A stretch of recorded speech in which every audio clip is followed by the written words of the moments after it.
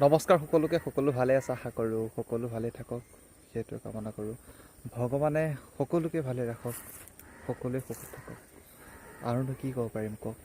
ময়ে দুখীয়া ল'ৰা, কাকনো মই কি দিব পাৰিম, নহয় জানো? ভগৱানৰ ওচৰত ক'বই পাৰোঁ আৰু প্ৰভু সকলোকে ভালে ৰাখে যেন। আৰু গাইজ, কথা এষাৰ আছে কি জানে বন্ধুসকল? কথাষাৰ এনেধৰণৰ, আমি মানুহবোৰে ইমান সপোন দেখোঁ, আমাৰ মানে সপোন দেখাৰ কোনো সীমা নাই। নানা ধৰণৰ সপোন হয়, সপোন দেখিব লাগিব। কি জানে, সপোনবোৰ দেখিব লাগে, কিন্তু সপোনখিনি বাস্তৱত পৰিণত কৰিবৰ কাৰণে এই এলেহুৱা জীৱনটোৰ কাম নহ'ব দেই। অৰ্থাৎ এলেহুৱা মানুহে সপোন দেখি লাভ নাই।